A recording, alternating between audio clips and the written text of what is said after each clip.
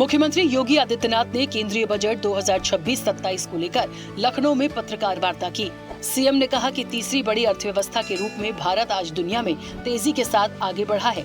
जब नीति स्पष्ट होती है, नियत साफ होती है, तो उसके परिणाम इसी रूप में सामने आते हैं। योजनाएं केवल कागजों तक सीमित नहीं होंगी, बल्कि जमीनी धरातल पर उसका इम्पैक्ट होगा। आज उसी का परिणाम है कि 11 वर्ष में 25 करोड़ से अधिक की आबादी गरीबी रेखा से उबर करके आत्म गौरव के साथ भारत की प्रगति में अपना योगदान दे रहे हैं। मुख्यमंत्री योगी आदित्यनाथ ने कहा कि केंद्रीय बजट में रिफॉर्म, ग्रोथ और फिस्कल डिसिप्लिन स्पष्ट रूप से देखने को मिली है। किसान, युवा, महिला और गरीब की आकांक्षाओं को ध्यान में रखकर बजट बनाया गया है।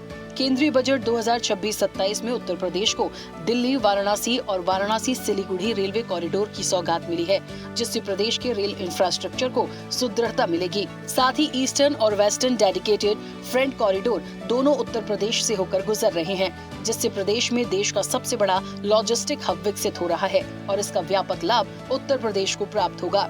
यूपी को इसके माध्यम से हाई स्पीड रेल कॉरिडोर पर, जिसमें 300 से लेकर 500 किलोमीटर पर आवर रेलवे की स्पीड होगी, यूपी में इसका लाभ होगा।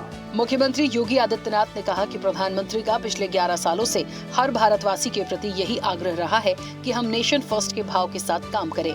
इस बजट में राष्ट्र के प्रति कर्तव्य बोध और भविष्य के प्रति जिम्मेदारी हम सभी को स्पष्ट रूप से दिखाई देती है।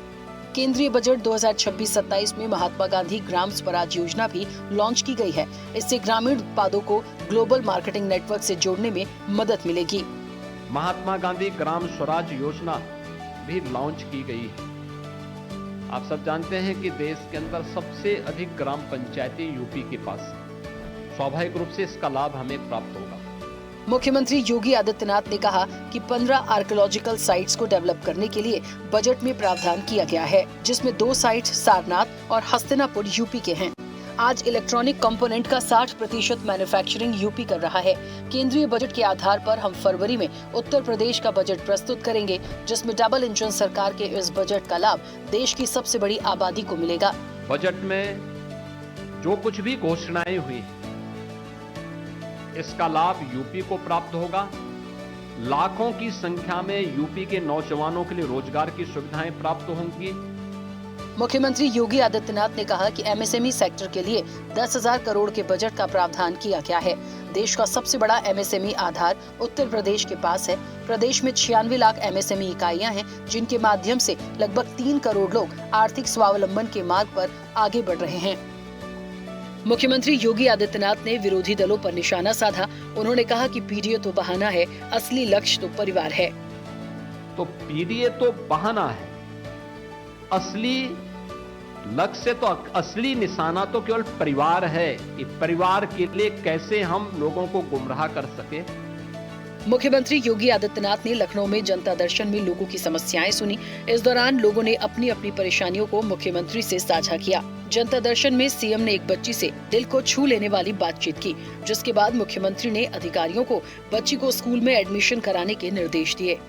मुख्यमंत्री योगी आदित्यनाथ ने गन्ना के साथ तिलहनी और दलहनी अंतफसली खेत के प्रोत्साहन की योजना उत्तर प्रदेश बीज नीति 2025-26 के प्रस्तुतिकरण को लेकर बैठक की। उन्होंने कृषि उत्पादन बढ़ाने के लिए आधुनिक और प्रभावी बीज नीति तैयार करने के निर्देश दिए।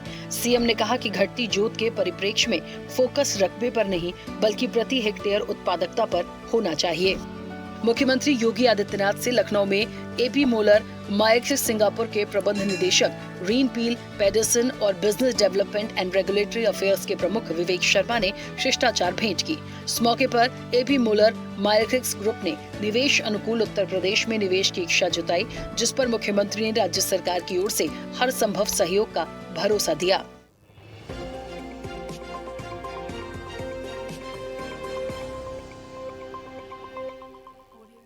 और ऐसी ही ताजा खबरों के लिए लाइक, फॉलो और यूट्यूब पर सब्सक्राइब कर बेल आइकन जरूर दबाइए और हर अपडेट के लिए विजिट कीजिए स्वदेशलाइव.com।